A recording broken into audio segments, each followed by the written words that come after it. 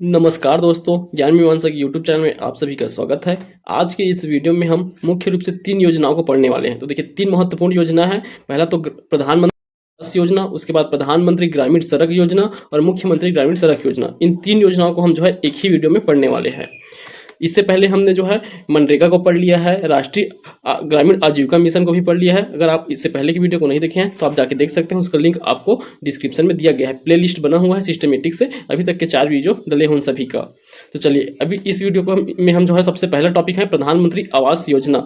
ये देखिए, यह योजना जो है ग्रामीण क्षेत्रों के लिए है, तो ये अलग से ग्रामीण क्षेत्रों के लिए, शहरी क्षेत्र के लिए अलग है। चूंकि हम जो है इस विषय में ग्रामीण विकास संबंधी पढ़ रहे हैं, तो जो ग्रामीण विकास से संबंधित जो योजना है, अर्थात जो ग्रामीण क्षेत्र में लागू किए गए योजना है, उन्हीं सबको बस पढ़ना होता है। ठीक, तो हम इसीलिए प्रधानमंत्री आवास योजना जो ग्रामीण क्षेत्र में है सिर्फ उसी को पढ़ेंगे। प्रधानमंत्री आवास योजना शहरी क्षेत्र के लिए भी होता है, उसे हमें पढ़ने की आवश्यकता नहीं है। तो चलिए हम स्टार्ट करते हैं। इससे पहले यदि आपने हमारे चैनल को सब्सक्राइब नहीं किया है तो आप हमारे चैनल को सब्सक्राइब कर सकते हैं। चलिए, तो देखिए, सबसे पहले इस योजना का प्रारंभ तिथि, तो यह तिथि इंपॉर्टेंट है, याद रखेंगे। प्रधानमंत्री आवास योजना यह जो है कब प्रारंभ किया गया था, तो यह जो है 20 नवंबर 2016 को, 20 नवंबर 2016 से प्रधानमंत्री आवास योजना प्रारंभ किया गया था। देखिए, यही डेट जो है आपको किसी जगह जो है अलग मिलेगा, 20 नवंबर 2016 है। यही आपको अगर जो है पंचायत एवं ग्रामीण विकास विभाग द्वारा एक प्रतिवेदन जारी किया जाता है, जो प्रशासकीय प्रतिवेदन जारी किया गया है, उसमें जो है इसी डेट को क्या दिया गया है, 1 अप्रैल 2016 दिया गया है। ठीक, तो यह जो है 20 नवंबर 2016, तो ऑप्शन के आधार पर लेना है। अगर आपको 20 नवंबर नहीं दिख रहा है तो आप 1 अप्रैल दिखा है तो 1 अप्रैल को आंसर लेंगे। ठीक, तो अगर 20 नवंबर है तो आप 20 नवंबर को ज्यादा आंसर लेने की प्रयास कीजिए, तो क्योंकि यह जो है राष्ट्रीय स्तर पर जो है 20 नवंबर 2016 को ही जारी किया गया था। बाकी जो छत्तीसगढ़ के किसमें प्रशासकीय प्रतिवेदन है उसमें 1 अप्रैल 2016 दिया गया है। ठीक, देखिए, इस योजना से पहले जो आवास योजना एक और चल रहा था, उसका नाम क्या था, तो वह जो है इसका पूर्व नाम कह सकते हैं इंदिरा आवास योजना। तो प्रधानमंत्री आवास योजना इससे पहले जो है इंदिरा आवास योजना के नाम से यह जो है क्रियान्वित किया जाता था। जो कि प्रधानमंत्री आवास योजना कब 2016 में प्रारंभ हुआ, उससे पहले जो है इंदिरा आवास योजना के नाम से जो है आवास योजना चलता था। देखिए, उसका उद्देश्य क्या होता है, सभी बेघर परिवारों और कच्चे व जीर्ण शीर्ष घरों में रहने वाले परिवारों को बुनियादी सुविधाओं के साथ एक पक्का घर उपलब्ध कराना जो है इसका उद्देश्य है। इसके तहत देखिए कुछ लक्ष्य भी रखे गए हैं। देखिए, इसके तहत जो है 2028-29 तक के 3.32 करोड़ आवास निर्माण का लक्ष्य रखा गया है। देखिए, 3.32 करोड़ आवास निर्माण का लक्ष्य 2028-29 तक रखा गया है। 3.21 करोड़ की मंजूरी मिल चुकी है, जिसमें से कितना 3.21 करोड़ को मंजूरी दे दिया गया है। इससे पहले देखिए, ये 2028-29 के लक्ष्य से पहले, इससे पूर्व में 31 मार्च 2024 तक के सभी के लिए आवास उपलब्ध कराने का लक्ष्य रखा गया था। तो यह 31 मार्च 2024 तक के लिए लक्ष्य था कि सभी के लिए आवास उपलब्ध कराया जाएगा। इस लक्ष्य को बढ़ा के 28-29 तक के 3.32 करोड़ आवास निर्माण का लक्ष्य रखा गया है। छत्तीसगढ़ के संदर्भ में अगर इसे देखें, देखिए, प्रदेश के 18 लाख से अधिक जरूरतमंद परिवारों को पीएम आवास की स्वीकृति दिया गया है। तो 18 लाख से अधिक जरूरतमंद परिवार है, उन्हें इस योजना के तहत जो है पीएम आवास की स्वीकृति दिया गया है। 2024-25 में 8.46 लाख से अधिक आवास निर्माण का लक्ष्य रखा गया है। तो 2024-25 के लिए जो है 8.46 लाख से अधिक आवास का निर्माण का लक्ष्य रखा गया था। देखिए, इसके लिए वित्त पोषण कितना होता है, तो सामान्य राज्य में 60:40 में होता है, 60 केंद्र सरकार का और 40 राज्य सरकार का। वही पूर्वोत्तर व पहाड़ी क्षेत्रों में जो है 90-10 का रहता है, अर्थात 90 केंद्र का और 10 जो है प्रतिशत जो है जिनका राज्य सरकार का अंशदान रहता है। चलिए, अब देखिए योजना में राशि जो है कैसे दिया जाता है उसको देख लेते हैं। तो देखिए, इसका कितना राशि जो है आवंटित किया जाता है, तो पीएम आवास योजना के तहत जो है सामान्य क्षेत्रों के लिए 1.20 लाख अर्थात 1,20,000 का राशि दिया जाता है एक पीएम आवास हेतु सामान्य क्षेत्रों में। वही इंटीग्रेटेड एक्शन प्लान, ये जिला व पर्वतीय क्षेत्रों के लिए IAP जिला, इसके अंतर्गत कौन से आते हैं, आदिवासी जिला, जो आदिवासी अनुसूचित जनजाति जिला है वे, और जो पिछड़े जिले हैं, इन सबको जो है इंटीग्रेटेड एक्शन प्लान के तहत दिया जाता है। अर्थात एकीकृत कार्य योजना के तहत जो है जनजाति और पिछड़े जिलों के विकास के लिए जो है अलग से चिन्हित किए गए जिले होते हैं। तो वहां जो है इसका अमाउंट कितना होता है, पीएम आवास के तहत 1.30 लाख अर्थात 1,30,000 रुपए का जो है आवंटन किया जाता है पीएम आवास के तहत। वही देखिए, मनरेगा में जो है इसी क्षेत्र में 90 दिन की मजदूरी सामान्य क्षेत्र में दिया जाएगा, और मनरेगा के तहत जो है 95 दिन की मजदूरी जो है इंटीग्रेटेड एक्शन प्लान क्षेत्र में दिया जाएगा। शौचालय के लिए दोनों क्षेत्रों में 12-12 हजार रुपए दिया जाता है। देखिए, इसके अंतर्गत अधिकतम कितना दिया जा सकता है, तो इसके अंतर्गत अधिकतम जो है 1,47,000 रुपए दिया जा सकता है सामान्य क्षेत्रों में, और वही जो है इंटीग्रेटेड एक्शन प्लान क्षेत्रों में जो है 1,58,000 रुपए दिया जा सकता है, अधिकतम राशि है ये। छत्तीसगढ़ सरकार द्वारा भी कुछ एक्स्ट्रा दिया जाता है, उसके तहत जो है ये जो है कितना हो जाता है, 1,47 और 1,58 हो जाता है। ठीक, तो ये जो है योजना के तहत दिया जाने वाला राशि है। आपके लिए इंपॉर्टेंट कौन सा राशि है, ये जो है सामान्य क्षेत्रों में 1,20,000 और दूसरा जो है इन क्षेत्रों में इंटीग्रेटेड एक्शन प्लान जिला और पर्वतीय जिलों में यहाँ जो है 1,30,000 दिया जाता है। ये बहुत इंपॉर्टेंट है। बाकी शौचालय के लिए तो आपको फिक्स है 12,000 रुपए दिया जाता है। ठीक, तो चलिए अब आगे देखते हैं। देखिए घरों का न्यूनतम आकार कितना होना चाहिए, तो घरों का आकार जो है न्यूनतम 25 वर्ग मीटर, तो 25 वर्ग मीटर है, जिसमें स्वच्छ खाना पकाने के लिए एक समर्पित क्षेत्र अर्थात रसोई कमरा शामिल होता है। तो 25 वर्ग मीटर का जो है मिनिमम जो है आकार होना चाहिए घर का। लाभार्थी की पहचान कौन करेंगे, तो लाभार्थी की पहचान किस आधार पर किया जाता है, लाभार्थी की पहचान सामाजिक आर्थिक जाति जनगणना 2011 का सामाजिक आर्थिक जाति जनगणना है, उसी के मापदंडों का उपयोग करके ही इसका उपयोग किया जाता है और ग्राम सभाओं द्वारा उनका सत्यापन किया जाता है। तो ये जो जनगणना है सामाजिक आर्थिक और जाति जनगणना 2011, उसी के मानदंडों का उपयोग करके ग्राम सभा द्वारा जो है इसका सत्यापन किया जाता है। राशि का भुगतान कितने किस्तों में होता है, 4 किस्तों में। इसे याद रखना है कितने किस्तों में, 4 किस्तों में होता है। पीएम आवास योजना का जो राशि भुगतान किया जाता है वो 4 किस्तों में। कौन कौन से किस्तों में देखिए, तो सामान्य क्षेत्र के लिए पहले देखिए पहले किस्त और आखिरी किस्त सेम रहते हैं। पहले किस्त में कितना 15,000 और अंतिम किस्त भी 15,000, और बीच में जो बच गए हैं 30,000 हो गया और बच गया कितना 90,000, तो उसे जो है 45,000 और 45,000 के 2 किस्त और मिलते हैं। तो इसे ऐसे याद रखेंगे, पहले जो है 15 और अंतिम में 15 और बीच में जो है 45 और 45, 1,20,000 है, उसका जो है इस अमाउंट में दिया जाता है 4 किस्तों में। वही जो है अन्य क्षेत्रों में देखिए आईएपी क्षेत्रों में कैसे दिया जाता है, तो पहले किस्त में कितना दिया जाएगा 25,000 दिया जाएगा। पहले किस्त में इसका बस अंतर है, पहले किस्त में 25,000 दिया जाता है, 10,000 जो एक्स्ट्रा है उसे पहले किस्त में ही दे दिया जाता है। बाकी वैसी है 45,000 और लास्ट में 15,000 रहता है। तो पहले में इन्हें 25,000 दिया जाता है। ठीक, तो टोटल 1,20,000 और यहाँ 1,30,000 रुपए का भुगतान किया जाता है 4 किस्तों में। देखिए यहाँ नोट पॉइंट याद रखेंगे, स्थायी आवास बनाने के लिए लाभार्थी को 3% ब्याज दर पर 70,000 रुपए तक का ऋण प्रदान किया जाता है। तो अगर उन्हें और अच्छे से बड़ा घर बनाना है तो उन्हें जो अमाउंट दिया जा रहा है इसमें तो एक अच्छे से घर बनाना थोड़ा कठिन हो जाता है। यह तो इसके लिए अगर वो स्थायी आवास बनाना चाहते हैं तो उसके लिए जो है उन्हें 3% ब्याज दर पर 70,000 रुपए तक का ऋण प्रदान किया जा सकता है। ठीक, अधिकतम मूल राशि 2 लाख के लिए अनुदान उपलब्ध कराया जाता है। ठीक, चलिए उसके बाद देखिए प्रधानमंत्री आवास योजना ग्रामीण हेतु अपात्रता। तो ये अपात्र परिवार कौन है, तो इस योजना के तहत अपात्र परिवार कौन कौन से परिवार जो है अपात्र रहेंगे। तो पहले अपात्र परिवार कौन होंगे उसे देख लेते हैं, फिर आगे दिया गया है पात्र परिवार, कौन से परिवार पात्र होंगे उन्हें भी देखेंगे। देखिए कौन से परिवार जो है अपात्र होंगे उसे, जिन्हें इस योजना के तहत लाभ नहीं मिलेगा। तो पहला तो पक्का मकान वाले परिवार, तो जिनके भी पक्का मकान है वे सभी परिवारों को जो है पीएम आवास योजना के तहत जो है आवास उपलब्ध नहीं कराया जाएगा।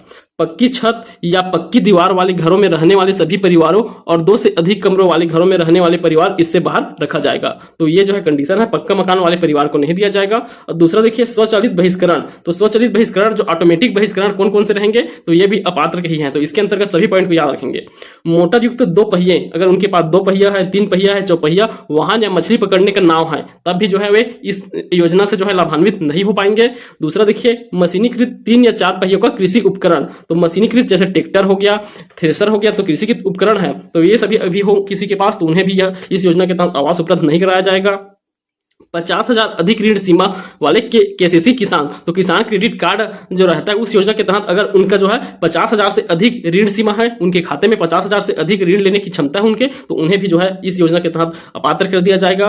परिवार का कोई एक सरकारी कर्मचारी हो, तो सरकारी कर्मचारी कोई एक व्यक्ति भी सरकारी कर्मचारी है तो भी उन्हें नहीं दिया जाएगा। सरकार के पास पंजीकृत गैर कृषि उद्यम वाले परिवार, तो पंजीकृत गैर कृषि उद्यम अर्थात वो जो है कृषि क्षेत्र में संलग्न नहीं है, तब जो है उन्हें नहीं दिया जाएगा।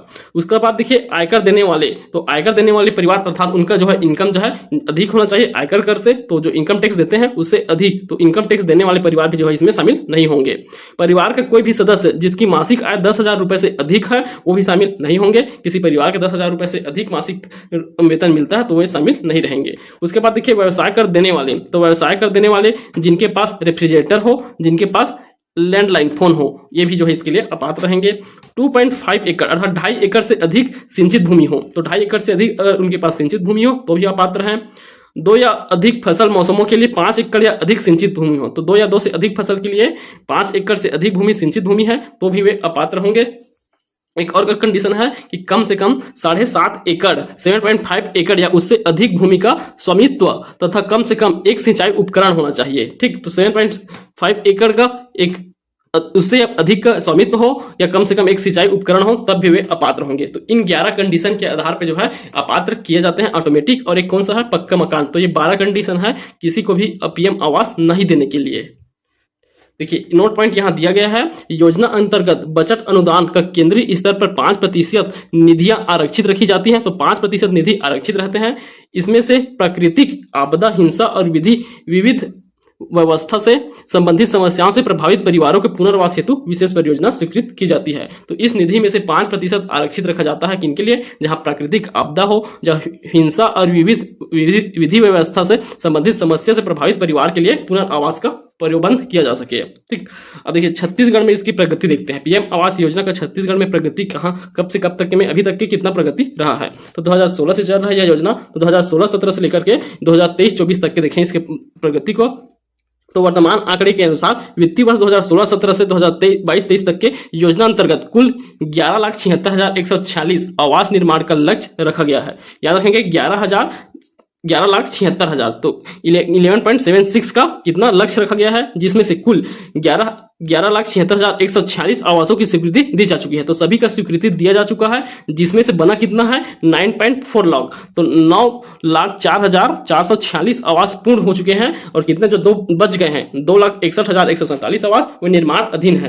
तो आपके लिए यहाँ सबसे ज्यादा इंपॉर्टेंट डाटा कौन सा है, ये वाला। तो 9,40,446 यह आवास जो है पूरा हो चुका है 2022-23 तक के। ठीक, तो ये जो है पूर्ण है, बाकी जो है बचे हुए जो है क्या है, निर्माण अधीन है। देखिए इसी में नोट पॉइंट दिया गया है कि मनरेगा के साथ मिलकर लाभार्थियों को 95 दिन का रोजगार मिलता है। तो इसी में जो है 95 दिन का रोजगार भी दिया जाता है मनरेगा योजना के तहत। हम इसे डिटेल से पढ़े थे। लाभार्थी को अकुशल श्रम के लिए प्रतिदिन 90.95 रुपए का भुगतान किया जाता है। तो 90.95 रुपए का भुगतान किया जाता है अकुशल श्रम के लिए। ठीक, चलिए अब अगला देखिए पात्र। तो इसके लिए अपात्र परिवार को देखें, इसकी जो है प्रगति को देख लिया अभी तक की क्या रहा है प्रगति। तो छत्तीसगढ़ में 9.40 लाख पीएम आवास के जो है पूर्ण हो चुके हैं और 11.76 लाख को जो है स्वीकृति मिल चुका है अभी तक के। देखिए पात्र परिवार में कौन कौन आएंगे इसके तहत आप देख सकते हैं। पहला देखिए स्वतः शामिल परिवार जो इसके तहत पीएम आवास के तहत जो रहेंगे, निम्नलिखित श्रेणी की योजना में शामिल रहेंगे। तो स्वतः शामिल परिवार, तो गरीब परिवार को शामिल किया जाता है। दूसरा शून्य कमरे वाले परिवार, तो जिनके पास एक भी कमरा नहीं है, ऐसे घर हैं उनके, वो परिवार भी इसके लिए पात्र होंगे। सभी 3 वंचन सूचकांकों में शामिल हो, अगर 3 वंचन सूचकांकों में शामिल रहेंगे वे भी।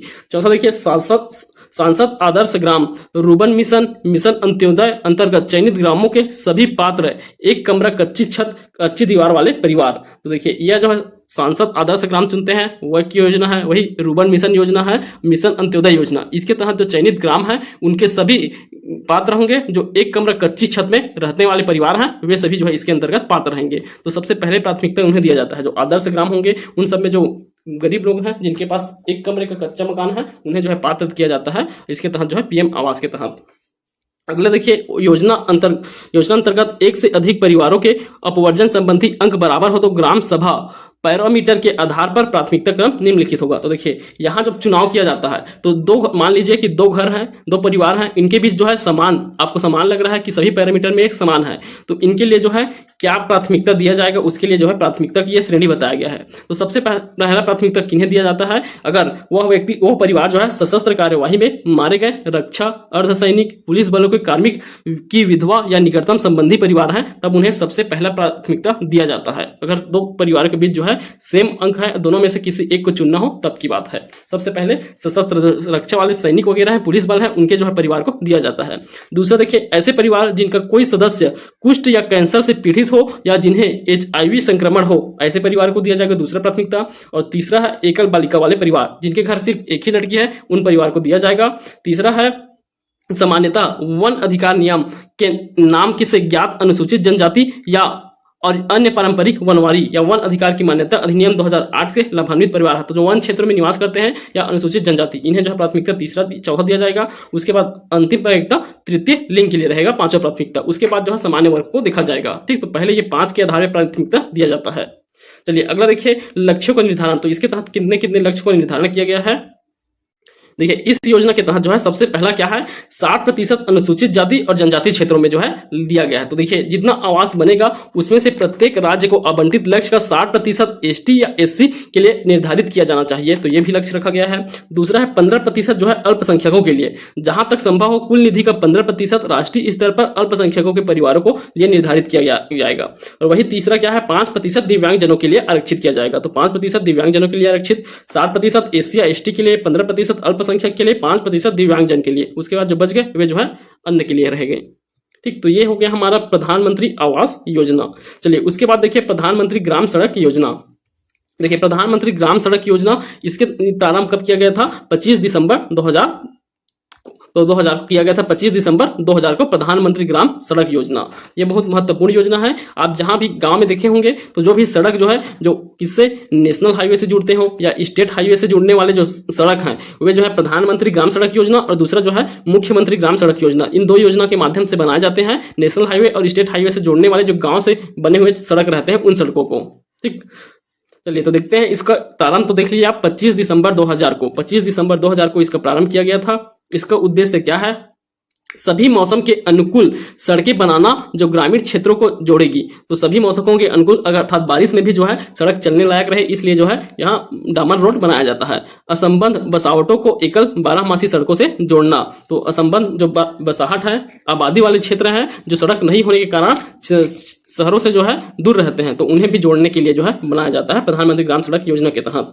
देखिए इसका लक्ष्य क्या है, तो इसके तहत जो है ग्रामीण आबादी की सामाजिक आर्थिक स्थितियों में सुधार लाना। तो ग्रामीण आबादी जो शहरों से दूर होते हैं तो उनके सामाजिक और आर्थिक स्थिति में सुधार लाने के लिए यह योजना लाया गया था 2000 को में 25 दिसंबर 2000 को।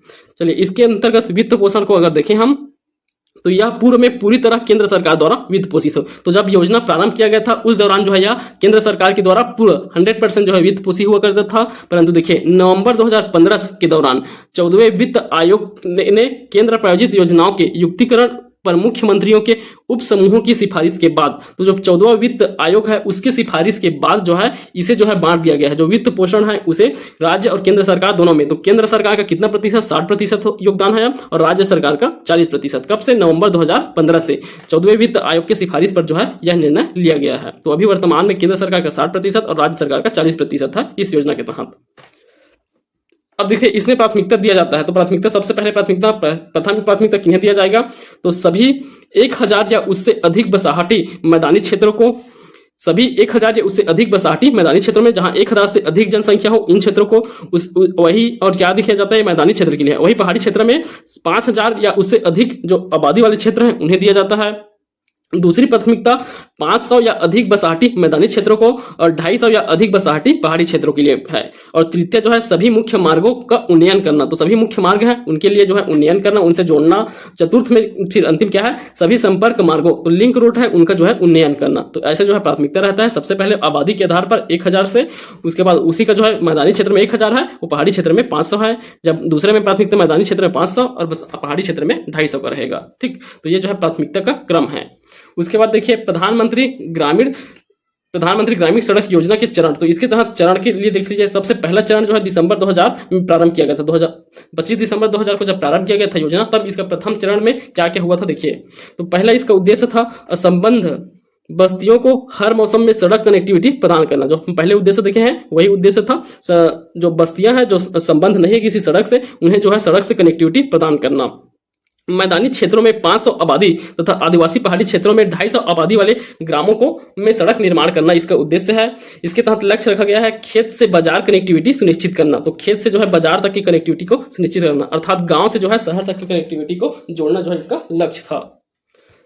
चलिए इसका दूसरा चरण कब दिखने को मिलता है, इसका दूसरा चरण जो है मई 2013 में देखने को मिलता है। तो इसका दूसरे चरण के तहत इसका उद्देश्य फिर थोड़ा बढ़ाया गया। इसमें गांव की कनेक्टिविटी के लिए मौजूदा सड़कों को उन्नत करना जो है इसका लक्ष्य बन गया। तो गांव की कनेक्टिविटी के लिए मौजूदा सड़कों का उन्नत करना। उन्नत लागत का 75% केंद्र का और 25% राज्य द्वारा वहन किया गया था। तो इस समय 2013 में जो है 75% केंद्र और 25% राज्य द्वारा वहन किया गया था। पहाड़ी तथा नक्सल प्रभावित जिलों में केंद्र सरकार द्वारा 90% योगदान था और वही 10% जो है राज्य सरकार का। तो कौन से पहाड़ी और नक्सल प्रभावित क्षेत्रों के लिए है। जिन सड़कों की समय अवधि 10 वर्ष पूर्ण हो गई है उनका उन्नयन करना जो है किया जा रहा था, उसमें 10 वर्ष पूर्ण हो गया है जिन सड़कों का विधि। उसके बाद देखिए इसके अंतर्गत राज्य के 5.5 मीटर चौड़े तो 5.5 मीटर चौड़ाई की सड़कों के निर्माण हेतु 2248 किलोमीटर लंबाई का लक्ष्य भारत सरकार से प्राप्त हुआ है। तो इसके लिए कितना सड़क बना गया था? दूसरा चरण में 2248 छत्तीसगढ़ में ही बना था इतना, ठीक, जिसका चौड़ाई कितना था? 5.5 मीटर की चौड़ाई था। चलिए अब तीसरा चरण देखिए, यह अगस्त 2019 में मिलता है। तीसरा चरण जो है अगस्त 2019 से। इसका उद्देश्य मुख्य मार्गों और प्रमुख ग्रामीण संपर्कों को मजबूत करना है। मुख्य मार्ग और प्रमुख ग्रामीण संपर्क उन्हें मजबूत करना। इसके लक्ष्य है बस्तियों को उच्च माध्यमिक विद्यालयों, तो बस्तियों को उच्च माध्यमिक विद्यालयों, आवश्यकताएं और ग्रामीण कृषि बाजारों से जोड़ना है। तो पहले तो उच्च प्राथमिक विद्यालयों से जोड़ना और दूसरा जो है आवश्यकता या ग्रामीण कृषि बाजारों से जोड़ना इसका लक्ष्य रहा है तीसरे चरण में, ठीक। तो इन 3 चरणों में जो है इस योजना का क्रियान्वयन किया गया है। अब देखिए इस योजना के तहत प्रधानमंत्री ग्रामीण सड़क योजना का प्रोजेक्ट प्रपोजल एवं क्लियरेंस किनके द्वारा दिया जाता है? तो प्रोजेक्ट का प्रपोजल और क्लियरेंस किनके द्वारा दिया जाता है, किस विभाग द्वारा, उसे भी देख सकते हैं आप। देख सकते हैं आप मिनिस्ट्री ऑफ रूरल डेवलपमेंट। तो मिनिस्ट्री ऑफ रूरल डेवलपमेंट द्वारा national rural road development agency की स्थापना की जाएगी। तो यह जो है national rural road development agency स्थापित किया जाता है किस मंत्रालय के अंतर्गत? ग्रामीण विकास मंत्रालय के अंतर्गत। इस एजेंसी के माध्यम से प्रधानमंत्री ग्राम सड़क योजना के संचालन में ऑपरेशन एवं मैनेजमेंट सपोर्ट प्रदान किया जाएगा। National rural road development agency द्वारा जमा किए गए प्रोजेक्ट प्रपोजल का रिव्यू इंपावर्ड कमेटी के माध्यम से किया जाता है, ठीक। इसका प्रपोजल का रिव्यू किया जाता है इंपावर्ड कमेटी के माध्यम से। सभी रिकमेंडेड प्रपोजल मिनिस्ट्री को क्लियरेंस के लिए भेजे जाते हैं। तो मिनिस्ट्री में क्लियरेंस के लिए जाता है। तो सबसे पहले जो है प्रपोजल तैयार किया जाएगा। उस प्रपोजल को national rural road development agency द्वारा कहां जमा किया जाता है? यह जो है इंपावर्ड कमेटी के पास जाता है। एक इंपावर्ड कमेटी इसके रिव्यू के लिए बनाया जाता है, उनके पास जमा किया जाता है। उसके बाद जो है वह क्लियरेंस के लिए मिनिस्ट्री जाता है, तो मंत्रालय में जो है क्लियरेंस के लिए जाता है। तब जाके फिर जो है यह योजना जो है प्रपोजल क्लियरेंस मिलता है। देखिए इस योजना का क्रियान्वयन की प्रक्रिया क्या होगा? तो देखिए मिनिस्ट्री से जब क्लियरेंस होने के बाद प्रोजेक्ट का प्रपोजल राज्य सरकार को भेजा जाता है। तो इसका राज्य सरकार को भेजा जाएगा। राज्य सरकार द्वारा योजना के अंतर्गत राशि आवंटित की जाएगी। यह पूरी प्रक्रिया होने के पश्चात एग्जीक्यूशन कमेटी के माध्यम से टेंडर आमंत्रित किए जाते हैं। तो यह टेंडर किसके माध्यम से? एग्जीक्यूशन कमेटी के माध्यम से बुलाए जाते हैं टेंडर की स्वीकृति होने के 15 दिन के पश्चात योजना काम आरंभ हो जाता है। तो स्वीकृति टेंडर जो है जिन्हें दे दिया जाता है उसके जस्ट 15 दिन के बाद जो है यह जो है काम आरंभ हो जाना चाहिए। 9 माह के अंदर अंदर रोड बनाने का काम पूर्ण कर दिया जाता है। तो 9 माह के अंदर जो है इस रोड को बनाना आवश्यक रहता है। जब प्रोजेक्ट क्लियरेंस के बाद जो टेंडर दे दिया जाता है उसके पश्चात जो है 9 माह के अंदर जो है रोड बनाने का काम पूर्ण करना होता है। एक्सेप्शनल केस में यह 12 महीने तक के काम जारी रखा जा सकता है। तो अगर कोई एक्सेप्शनल वाला केस है तो अब यह 12 महीने तक के काम जारी रखा जा सकता है। और वही पहाड़ी इलाकों में जो है 18 से 24 महीने के बीच निर्माण किया जाएगा। तो 18 से 24 महीने का समय रहता है पहाड़ी इलाकों में, और सामान्य क्षेत्रों में जो है 9 माह या अधिकतम से अधिकतम जो है 12 महीने तक में काम पूरा करना रहता है इस योजना के तहत बनने वाले सड़क का, प्रधानमंत्री ग्राम सड़क योजना का। देखिए इसके अंतर्गत जो फंड है, तो इसके अंतर्गत जो फंड है वो कैसे दिया जाएगा? तो इसके फंड को प्रधानमंत्री ग्राम सड़क योजना के अंतर्गत 2 इंस्टॉलमेंट में फंड रिलीज किया जाते हैं। तो 2 इंस्टॉलमेंट में दिया जाता है फंड को। पहला इंस्टॉलमेंट में प्रोजेक्ट वैल्यू की लगभग 50% राशि प्रदान किया जाता है। तो पहला इंस्टॉलमेंट में प्रोजेक्ट वैल्यू का 50% मतलब आधा राशि जो है प्रदान कर दिया जाता है पहले इंस्टॉलमेंट में। उसके बाद दूसरा इंस्टॉलमेंट में बकाया राशि प्रदान किया जाता है। तो देखिए दूसरा इंस्टॉलमेंट पहली इंस्टॉलमेंट के फंड का 60% उपयोग होने के पश्चात एवं 80% कार्य होने के पश्चात ही प्रदान किया जाएगा। तो पहला जो फंड दिया गया है, इंस्टॉलमेंट दिया गया है, पहला इंस्टॉलमेंट, उसका 60% उपयोग हो गया हो और जो कार्य टोटल कार्य दिया गया है उसका 80% कार्य पूरा हो चुका हो, तभी जो है दूसरा इंस्टॉलमेंट जो है रिलीज किया जाता है। दूसरा इंस्टॉलमेंट प्राप्त करने के लिए यूटिलाइजेशन सर्टिफिकेट, तो utilisation certificate, audit statement of account certificate आदि जमा करना होता है। तो ये 2 चीजें हैं, utilisation certificate, audit statement of account certificate, ये सब जमा करना होता है दूसरे इंस्टॉलमेंट के लिए। चलिए इसमें जो है गुणवत्ता नियंत्रण की त्रिस्तरीय व्यवस्था होता है। तो इसकी गुणवत्ता को भी चेक करने के लिए 3 स्तरों पर जो है इनकी गुणवत्ता को चेक किया जाता है। तो देखिए इनकी गुणवत्ता के लिए कंट्रोल पहले स्तर पे होता है, पहले जिला स्तर पे। तो पहले जिला स्तर पे परियोजना क्रियान्वयन इकाई इसके लिए जवाबदेही होती है। तो जिनका परियोजना क्रियान्वयन अर्थात जो डायरेक्टरेट होता है, जो निदेशालय होता है, वह जो है इसके लिए गुणवत्ता नियंत्रण के लिए जिम्मेदार होता है। तो छत्तीसगढ़ में भी डायरेक्टरेट है, निर्देशालय का ऑफिस है रायपुर में, तो वह जो है जिम्मेदार होता है पहले जिला स्तर पर। वही दूसरे स्तर में होता है राज्य स्तर। तो राज्य स्तर पर इसकी गुणवत्ता की समीक्षा के लिए स्वतंत्र रूप से राज्य गुणवत्ता समीक्षक नियुक्त किया जाता है। तो गुणवत्ता की समीक्षा के लिए गुणवत्ता समीक्षक नियुक्त किया जाएगा जो कार्यों का निरीक्षण करेगा। फिर तीसरा स्तर पे राष्ट्रीय स्तर पे यह भारत सरकार द्वारा स्वतंत्र समीक्षा हेतु एक राष्ट्रीय गुणवत्ता समीक्षक को योजना के कार्यों के निरीक्षण हेतु भेजा जाता है। फिर तीसरा स्तर पे इनके द्वारा जो है निरीक्षण किया जाता है गुणवत्ता को, ठीक। उसके बाद जो है वह फाइनल होता है।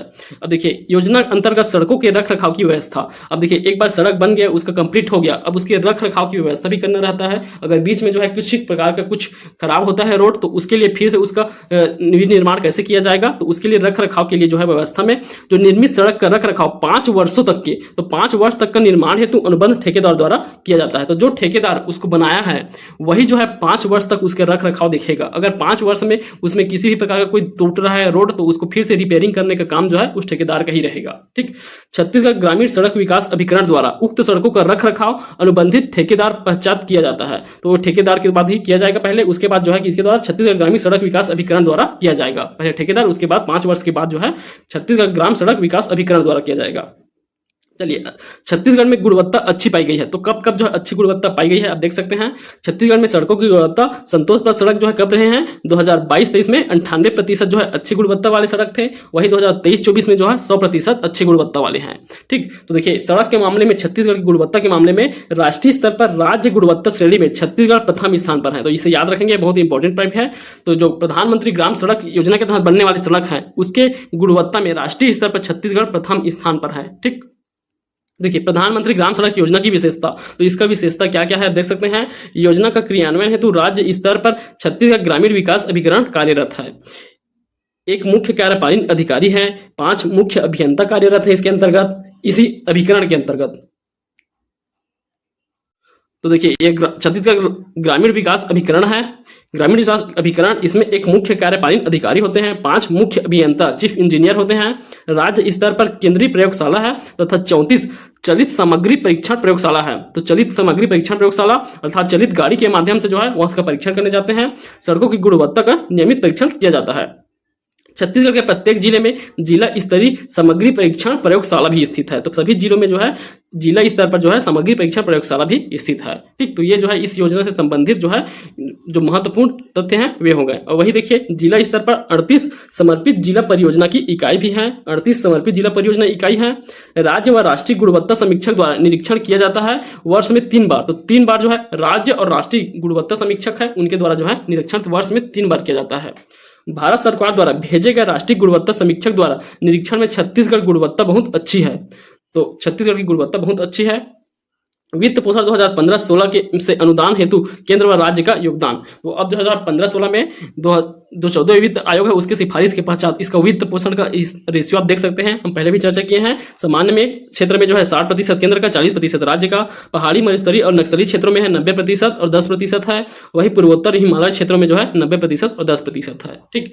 वित्त पोषण के स्रोत, तो वित्त पोषण के लिए स्रोत जो है वित्त पोषण किन किन करों के माध्यम से दिया जाता है आप देख सकते हैं। तो हाई स्पीड डीजल पर उपकर, तो हाई स्पीड डीजल रहता है उसमें जो उपकर लगता है उसके माध्यम से, दूसरा है बजटीय सहायता के माध्यम से, तीसरा एशियाई विकास बैंक, तो एशियन डेवलपमेंट बैंक के से ऋण लेकर दिया जाता है, और चौथा है विश्व बैंक से ऋण। तो ये 4 प्रकार से जो है वित्त पोषण के स्रोत होते हैं। देखिए इसी के संबंध में एक मेरी सड़क ऐप भी प्रारंभ किया गया था 25 दिसंबर 2015 को। 25 दिसंबर 2015 को मेरी सड़क ऐप प्रारंभ किया गया था। इसका उद्देश्य क्या है, योजना अंतर्गत सड़क के संबंध में शिकायत दर्ज कराया जा सकता है। तो अगर सड़क के संबंध में कोई शिकायत दर्ज करना है तो आप मेरी सड़क ऐप डाउनलोड करके जो है शिकायत कर सकते हैं इस ऐप के माध्यम से।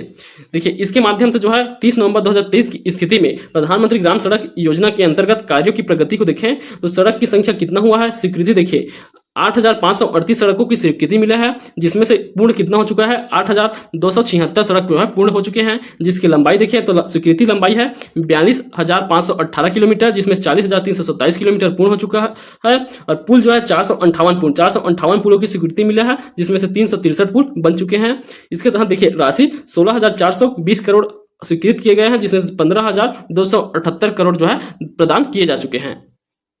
इन स्वीकृत सड़कों से 10,924 पात्र बसाहटी लाभान्वित होंगे लाभान्वित होंगी, किंतु निर्मित सड़कों से राज्य की 10,603 पात्र बसाहटें जुड़ चुकी हैं। तो टोटल जो कितने लाभान्वित होने वाले क्षेत्र हैं, बसाहटी क्षेत्र अर्थात ग्राम बोल सकते हैं हम, तो ग्राम बसाहटी आबादी वाले जो ग्राम हैं वे 10,924 आबादी होंगे इसके तहत, जिसमें से अभी तक के 10,603 क्षेत्र जो है इसके लाभान्वित ले चुके हैं। ठीक, तो ये हो गया हमारा कंप्लीट प्रधानमंत्री ग्रामीण सड़क योजना। ठीक, इसके संबंध में एक और उपलब्धि दिया गया है, उसे भी एक बार देख लीजिए। ये जो है उपलब्धि 2023-24, ये आंकड़े अभी बदल जाएंगे, जो नया प्रतिवेदन आएगा 2024-25 का उसके अनुसार हम जो है अपडेट कर लेंगे इसे। सबसे ज्यादा सुकमा में जो बना हुआ है, सर्वाधिक सड़क की लंबाई सुकमा में 91 किलोमीटर, बीजापुर, कांकेर, बस्तर, कोंडागांव है। ठीक, उसके आधार पर दिया गया है यहाँ प्रशासकीय प्रतिवेदन 2023-24 के आधार पर। यहाँ नोट पॉइंट है, ग्रामीण विकास विभाग भारत सरकार नई दिल्ली द्वारा 9 अप्रैल 2014 को नक्सल प्रभावित 7 जिलों के 29 विकास खंडों का चयन करते हुए इन विकास खंडों में 100 से 249 जनसंख्या वाली बसाहटों को 12 मासी सड़क से जोड़ने की स्वीकृति प्रदान किया गया है। तो नक्सल प्रभावित क्षेत्रों में भी जो है वहां की जनसंख्या कितना 100 से जो है 249 जनसंख्या है, वहां के लिए भी जो है यह योजना जारी किया गया है। बेली ब्रिज का निर्माण, तो देखिए छत्तीसगढ़ में बेली ब्रिज का निर्माण जो है कितना हुआ है, तो ये बहुत इंपॉर्टेंट पॉइंट है। बेली ब्रिज का निर्माण तो नक्सल प्रभावित क्षेत्रों में किया जाता है। बेली ब्रिज का निर्माण छत्तीसगढ़ में 8 जिलों में किया गया है। तो 8 जिले कौन कौन से हैं, बस्तर संभाग के सभी 7 जिले हो जाएंगे बस्तर संभाग के, और एक जो है राजनांदगांव का। तो ये 8 जिलों में जो है बेली ब्रिज का निर्माण किया गया है छत्तीसगढ़ में। तो ये नक्सल प्रभावित क्षेत्रों में बनता है बेली ब्रिज का। ठीक, तो अब हमारा कंप्लीट हो गया। अब अगला देखेंगे हम मुख्यमंत्री ग्राम सड़क योजना।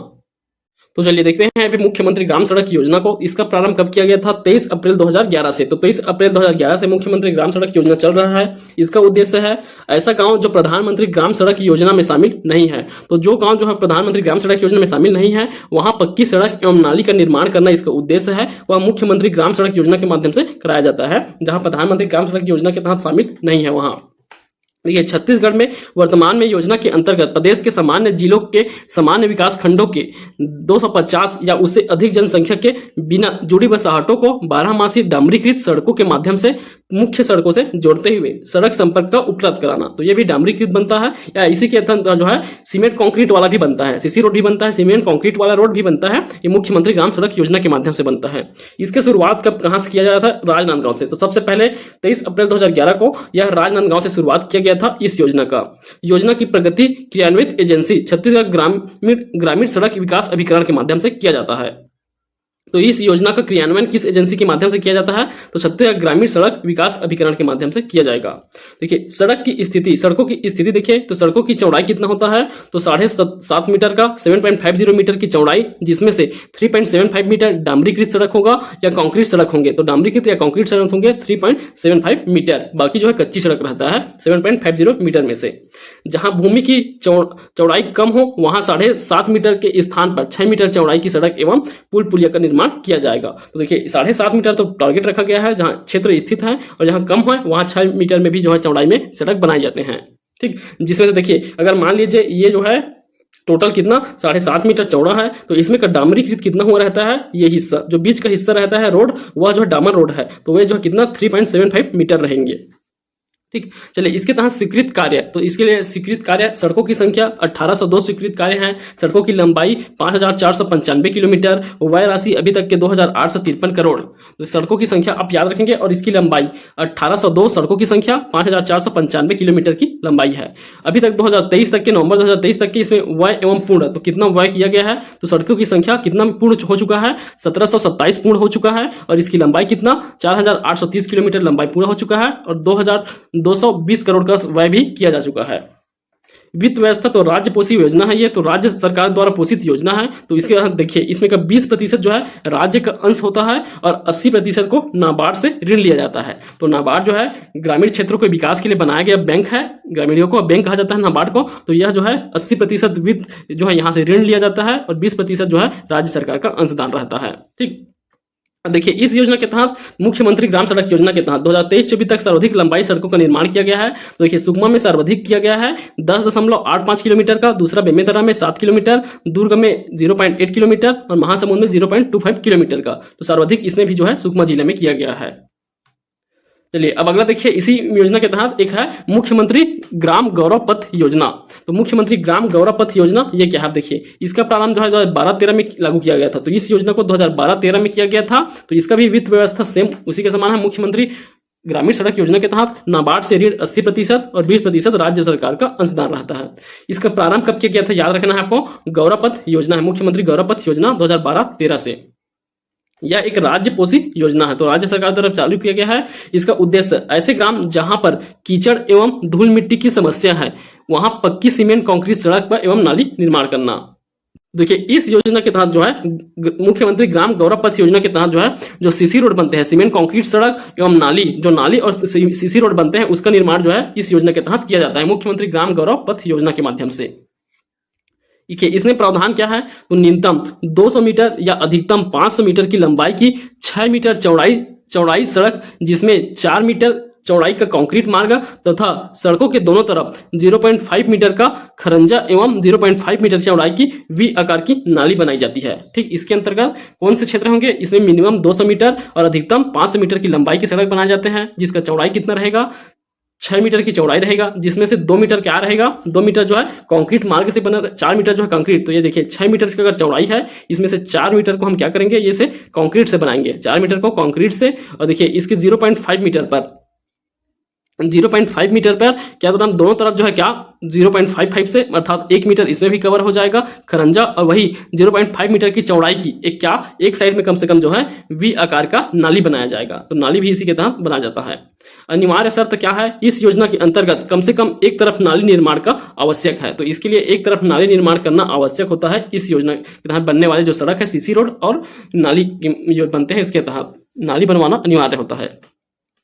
यदि अपरिहार्य कारणों से एक तरफ भी नाली निर्माण हेतु पर्याप्त स्थल उपलब्ध न हो, ऐसी स्थिति में गौरव पथ का निर्माण प्रारंभ नहीं कर कार्य निशस्तीकरण हेतु प्रस्तावित करने के निर्देश दिए जाते हैं। अगर निर्माण नहीं होता है उसका तो इसके लिए निशस्तीकरण कर दिया जाता है, इसके लिए जो है निरस्त कर दिया जाएगा इस कार्य को। देखिए इसकी योजना की प्रगति अगर देखें तो सड़कों की संख्या 7218 है, सड़कों की लंबाई 2192 किलोमीटर है, व्यय की राशि कितना 1371 करोड़ रुपए वह पूर्ण हुआ है। अभी तक की जो है सड़कों की संख्या 7171 सड़क पूर्ण हो चुके हैं, जिसकी लंबाई 2203 किलोमीटर का है और इसमें व्यय राशि 1102 करोड़ का है। ठीक, तो ये जो है इस योजना के तहत पूर्ण किए गए जो है कार्य हैं, अभी तक जो इतने प्रगति हुए हैं वे।